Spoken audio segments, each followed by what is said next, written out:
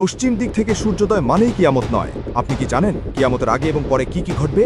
চলুন একদম ধাপে ধাপে সহজ করে দেখি। প্রথম ধাপ, ইমাম মাহদি আসবেন। দ্বিতীয় ধাপ, এরপর আসবে দাজ্জাল। সে হলো সেই ভয়ঙ্কর অ্যান্টিক্রাইস্ট। পুরো পৃথিবীতে সে বিশৃঙ্খলা, ফিতনা আর অন্ধকার ছড়িয়ে দেবে।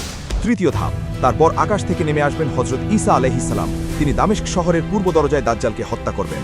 চতুর্থ ধাপ, হযরত ঈসা আলাইহিস সালামের সময়ই বের হয়ে আসবে ইয়াজুজ মাজুজ।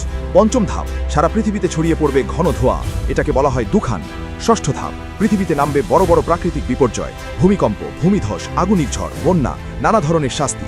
সপ্তম ধাপ, জমিন থেকে বের হবে এক অদ্ভুত জন্তু, দাব্বাতুল আরদ। এই জন্তু মানুষের সাথে কথা বলবে এবং ঈমানদার ও কাফিরকে চিহ্নিত করবে।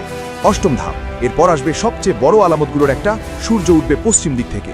এই মুহূর্ত থেকে তাওবার দরজা চিরতরে বন্ধ হয়ে যাবে, আর কেউ আল্লাহর কাছে ফিরে আসার সুযোগ পাবে না। নবম ধাপ, সবশেষে ফেরেশতা ইসরাফিল আলাইহিস সালাম সিংহায় প্রথম ফুঁক দেবেন, তখন পুরো পৃথিবীর সবাই মারা যাবে। দশম ধাপ, কিছুক্ষণ পর দ্বিতীয় ফুঁক দেওয়া হবে, সবাই আবার জীবিত হয়ে উঠবে। এটাই হবে চূড়ান্ত কিয়ামতের দিন। হে আল্লাহ, আমাদের সবাইকে মাফ করে দিন, তাওবা করার তৌফিক দিন। আমিন।